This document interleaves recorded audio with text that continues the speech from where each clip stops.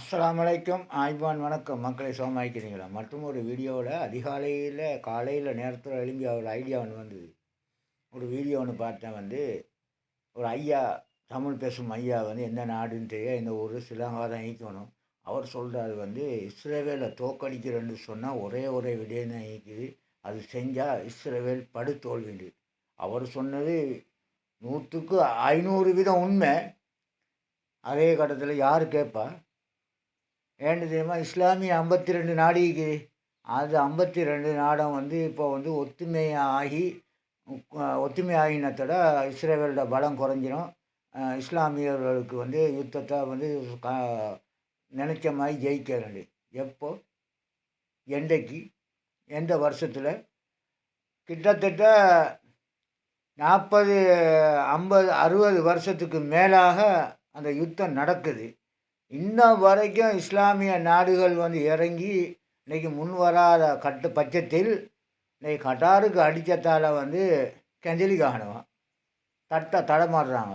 எல்லா நாட்டையும் கூப்பிடுறாங்க, வா வா வாண்டு. இன்றைக்கி எத்தனை மக்கள் பசி பட்டின கொடுமை. இன்றைக்கி முக்கால்வாசி அந்த யுத்தம் இஸ்ரேல் செய்கிறதுக்கு முக்கிய காரணமே கட்டார். திட்ட தெளிவாக சொல்லுவேன். ஏன்னா அமெரிக்காவுக்கு சப்போர்ட் பண்ணுறதும் இஸ்ரேலுக்கு சப்போர்ட் பண்ணுறதும் பேச்சுவார்த்தைண்டு எக்கச்சக்கம். இனி 1 2 இல்லை, இன்ன வரைக்கும் பேச்சுவார்த்தை தான் நடக்குது. இன்னும் மக்கள் அங்கே செத்துக்கிட்டு தான் இருக்கிறாங்க, இங்கே பேச்சுவார்த்தை நடந்துக்கிட்டு இருக்குது. அப்போ என்ன அர்த்தம்?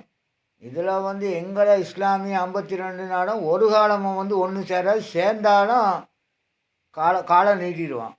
இதுதான் உண்மை. கடைசியில் இனி என்னையால் மக்களால் சொல்ல முடியாது. ஒன்று சொல்லிக்கலாம் ஆசைப்படுறேன். கட்டார் சமாதானத்துக்கு போனால் மட்டும்தான் உண்டு. யுத்தம் செஞ்சு எல்லா நாடும் 52 நாடும் ஒத்துமையாகி சாந்தியும் சமாதானமும் சுவிச்சத்துக்கு உடனடியாக போங்க. அப்படி இல்லை, எங்களுடைய இலங்கை வாழ் மக்கள் அத்தனை பேரையும் சவுதியிலேருந்து, கட்டார்லேருந்து, துபாயிலேருந்து, அரபு கண்ட்ரிலேருந்து 52 எங்கே ஈக்கிறாங்களோ, கட்டாரும் சவுதியும் தான் இப்போ மெயின். அவங்க எங்களுடைய நாட்டு மக்களை இலங்கை வாழ் மக்கள் ஆண் பெண்களை பாதுகாத்து தந்து போட்டு உங்களுடைய அரபிகளை போட்டு யுத்தம் செய்யுமாறு தான் வேணும் கேட்டுக்கொள்கிறேன். அப்படி இல்லை, உடனடியாக இது அடி இல்லை, ஏதோ ஒரு தன்மையில் அடிச்சிட்டாங்க, பிடிச்சிட்டாங்க. அதுக்கு இப்போ நம்ம அடித்து தான் அந்த பலத்தை காட்டணும். இல்லை, உலக நாளாக அடித்து கிழிச்சது போதும். நீங்களாம் உலக நாளாக ஏன் சொல்ல வரேன், சமாதானத்துக்கு போங்கண்டு. இஸ்ரேல் பலஸ்தீன மக்கள் சாப்பாடு இல்லை, உணவில்லை, துணி இல்லை, தண்ணி இல்லை, செத்து பிழைக்குன்னு சொல்லக்கூட நீங்கள் பேச்சுவார்த்தைக்கு தான் போனீங்க. பேச்சுவார்த்தைன்னு பல கோடி ரூபா உழைச்சிங்க. இப்போ நான் சொல்ல வர உங்களோட நாட்டுக்கு அடிக்க கூட நீங்கள் எல்லாத்துக்கும் இப்போ பேச்சுவார்த்தை வச்சு எல்லா நாட்டையும் கூப்பிட்றீங்க. அதே மாதிரி நான் சொல்கிறேன், உங்களோட நாட்டுக்கு அடித்ததால சமாதானத்துக்கு போங்க.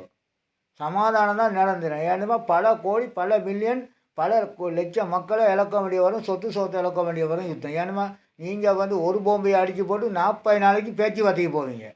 அவன் தாறுமாறாக அடித்து போட்டு நொறுக்கி விட்டுட்டு போய்த்துருவான். இதுதான் வார விஷயம் எங்களோட சோனவனுக்கு.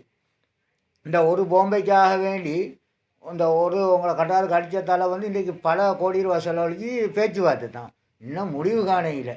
அதே மாதிரி தான் இஸ்ரேவேல்காரன் அடிக்காமல் போயிட்டான்.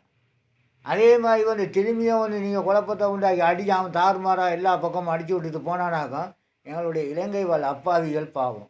எங்கள் இலங்கை வாழ் அப்பாவிகளை வச்சு வியாபாரம் செய்யாதீங்க மிஸ்டர் முதி. வழங்கிச்சா? அஸ்ஸலாமு அலைக்கும் வைக்கிறேன்.